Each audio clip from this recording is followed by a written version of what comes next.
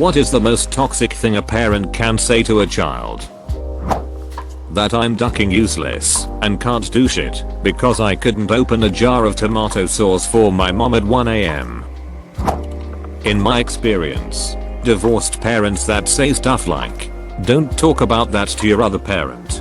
Tell your other parent this. Your other parent is trying to manipulate you. You see what other parent did." I'm not saying you should hate them, but isn't bit ducked up that they did that. It really screws with the kid's head. If you're ever going through a divorce and have children, please find a way to sort your shit with your former spouse without involving your children more than necessary. You know, my parents never divorced, but my aunt, who had an awful sibling inferiority complex, would always tell me these sorts of things about my mom, and it's kind of a similar dynamic. I bet your mom doesn't love you because she always gave me and our sister a cold shoulder. Your mom's an awful woman. I feel bad for you that she's your mom, etc. She was totally right about my mom. But still, keep it to yourself, you sad winnow. You wrecked my marriage now. He went to jail for sexually abusing me for 7 years. Age 4, 11. You're worthless. We are moving and you're not welcome. This is what my dad said to me while blackout drunk. After he took my sister's pizza that I made, ate it in front of me, and then threw the pizza at me after I asked him why the duck cheese like that and walked away. We were supposed to be moving to a new place the next couple weeks after this fight. My sister's childhood best friend lived with us for several years because her mother made good on that very threat. Her parents were divorced and her father lived out of the area. Her mother decided she wanted to move and told the girl that her brother was moving too, but she wasn't welcome and could go live with her father instead. My sister's friend didn't want to move to where her father lived, so she moved in with us and lived with us until she went away to college 5 years later. My teen's friend is going through this right now. You just help me decide to let her stay here as long as she needs to. Thank you. Edit, thank you for the gold and other awards. I love Reddit. I ran away from my abusive mother to my boyfriend and his family's house. They've never made me feel unwelcome. I think they have saved my life. I don't think I would have survived this past year and a half otherwise. You're probably helping this friend more than you can ever imagine. Does hitting your kid count? Because that's how my dad talked to me. Or while they are hitting you, telling you it's because they love you, and or two you made them do it, and as they are shouting at you, hitting you at time with each syllable. I think it counts. I kicked your mom out, and I can kick you out as well. My dad was kicked out at 13.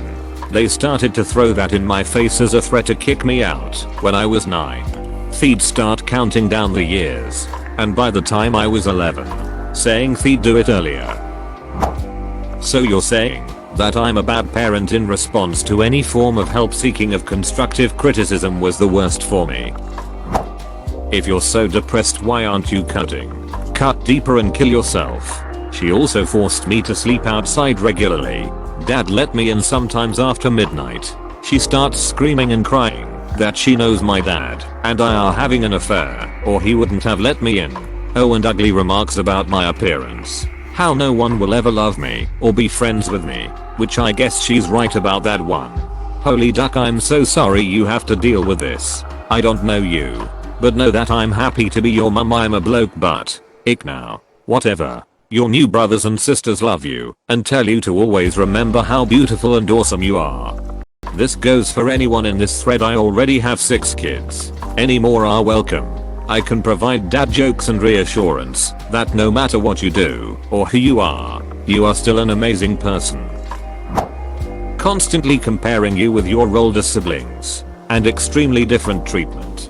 It makes you feel inferior to them and like no matter how much you try or do, it will never be enough. I have this, but with my younger siblings. Why can't you be as successful as them? You are supposed to set the example. You are so lazy they work 10x harder than you. I don't know, dad. Maybe cause I had to start working at 15 cause you couldn't pay for school for 3 kids cause your ex-wife drank all the money away or gave it to her kid. Maybe if I had the time to do homework or study instead of working nights on a fake edu, provided I would have had better grades and wouldn't have had to spend my entire adult life in retail or food. Edit, thank you to all the kind replies. I feel for those of you in similar shitty situations, and I wish you all the best and hope that you can find your way forward towards a better life. Do not let others diminish you. There is only one you, and you are fantastic. I see lots of you can still study and only you can get out of retail. And you guys are 100% correct. Before COVID hit, I was in a pretty bad place. My partner and I decided that after our wedding we will get me into a part-time program towards getting a degree in business management, as I had spent a long time in management positions. When COVID hit, all that went out the window. We were already living with my partner's parents. One has severe asthma and the other type 2 diabetes. I was forced to walk away from my job because they were not following any guidelines, and I was worried about carrying it back to her parents. So we burned through all our savings and wedding money during the 8-month lockdown. During that time, helped my partner's mother with her PC as she worked from home, somehow ending up becoming tech support to some of her other colleagues. Word got back to her boss, and we had a Zoom meeting that turned into an interview. Turns out that he needed someone with stock management experience. I'm now officially out of retail. Permanent contract in a fantastic 9-5 that I wouldn't trade the world for. So yeah, I finally got out of retail, and once my partner and I get our feet back under us, I will most likely go back to studying again. I have a good relationship with my brothers. Not what it should be, but good nonetheless. My father is another story. I am the younger sibling, and so many times my big brother gets shit on about how I'm so much better than him. It's incredibly clear that I'm the favorite, and I hate it. I gave up everything I liked for you. 95, why not 100? Why can't you be like so and so's child? They do one impressive thing. A bit subtler than the top comments here, but can eat a child's self-worth and guilt them well into adulthood and pass by standard alarms. Edit, yes. Asian parents, haha. I blame but don't hate them. It's a struggle when your default behavior is to not think you have worth when achieving something, as for some reason there's always more you cold done, and what I just finished isn't actually that impressive in my mind. It is, and will be, a battle to unlearn.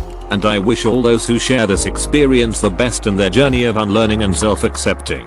I remember bringing home a report card with a 99 grade out of 100 and being so proud, and my mother saying, "There's still room for improvement." My mom laughed at me when I said that I most likely have a mental illness or a disorder. Then she asked me if my grades were okay, and I said yes. Then she replied that it's okay. I've been asking her to get me therapy for almost 7 years now. Okay. Over and over again for years and years. Any accomplishment, any trial passed, any challenge won.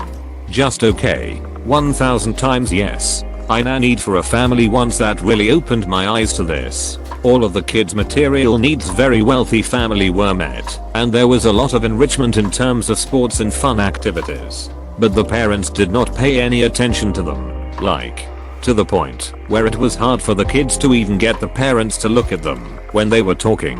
The parents weren't cruel monsters or anything like that, and I believe they really loved their children. They just really sucked at actually parenting. Like the verb.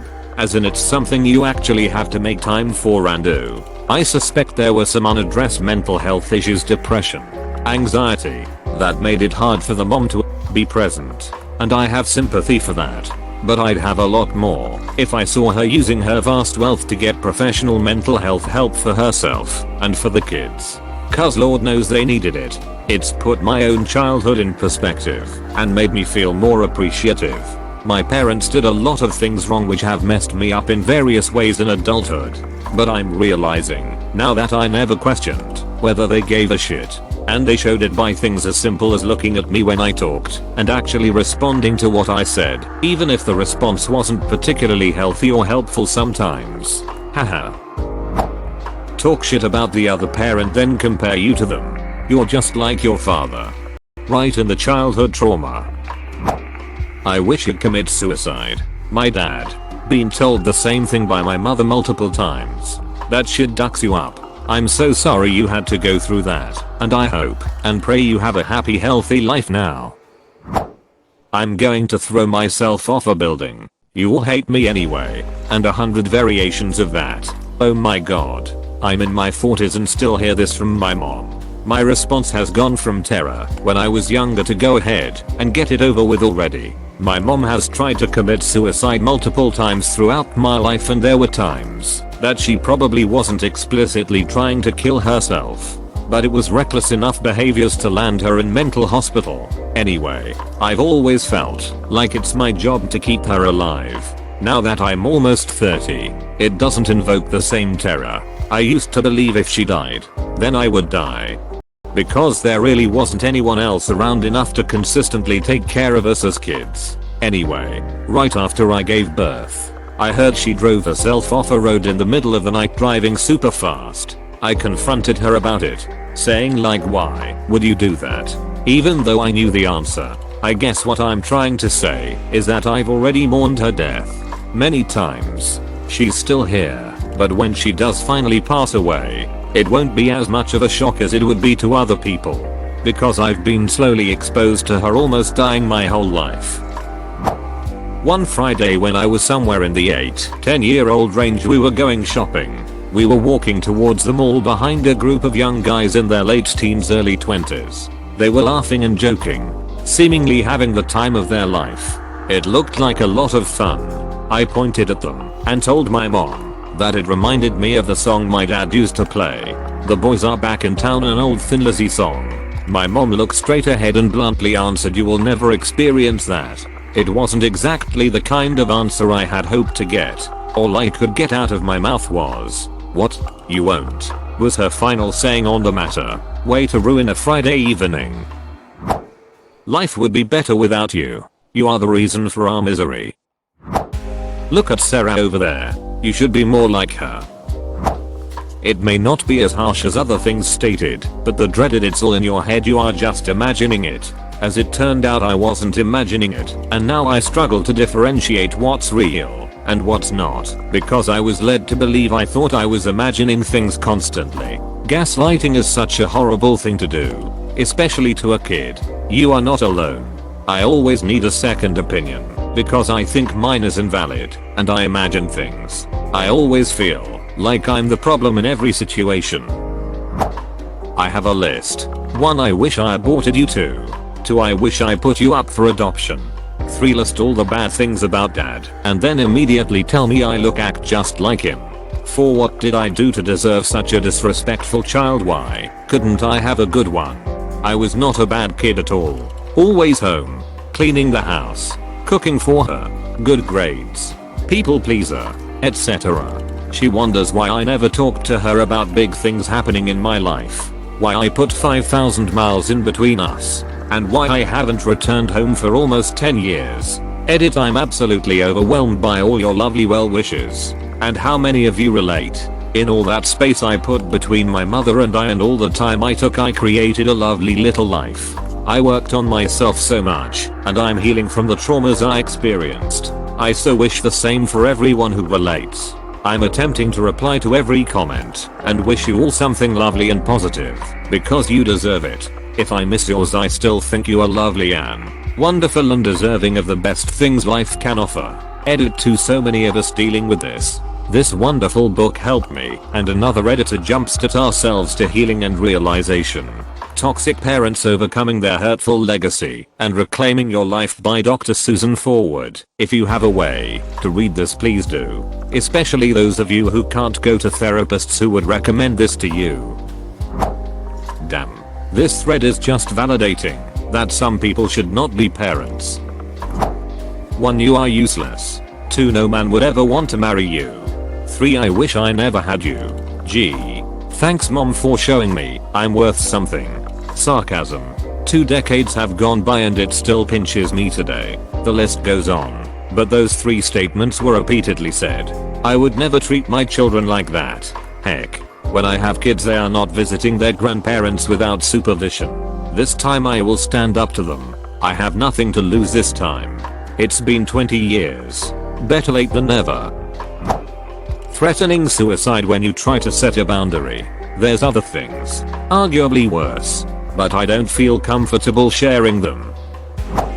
I wish you were the one who died, not your father. I had a similar one. Although the double whammy of losing your dad and hearing that I can't imagine. For me, a kid my age at the bowling alley we used to frequent died, so I got why does God take a good kid like that and you get away with acting like this? I don't believe you. When the school told her I'd been sexually assaulted, this happened to me as well. And my father said I ruined the family when the police came over to my house. I had actually forgotten I had told someone in school about it until they showed up. My father didn't take it very well. He was embarrassed I had said something. I'm 42 now, with boys of my own, and I'm proud to say they don't have a relationship with my dad. They don't know him. My father-in-law is the best grandfather to them. I'm so sorry this happened to you. You're not alone. We are probably millions who sadly went through this. This actually happened to my cousin. Her father committed suicide when she was 8. From then on her mother became an alcoholic. After losing custody of her kids, she was eventually granted the ability to see her kids unsupervised, which did not pan out. The kids spent the weekend with her, but pretty soon she started drinking very heavily. My cousin told her she would have to tell another adult that she was drinking, and the mom started calling her all sorts of terrible names. So my cousin ran to the bathroom and locked the door behind her. I swear to God, the mom actually said to her own 15-year-old daughter, when the police ask you why both your parents are dead, you'll know what to tell them. I'm going to kill myself just like your father did, and both will be your fault. My cousin is so sweet, funny, and pretty, and she's one of my favorite people in the planet. She is so kind, and she got dealt a shitty hand.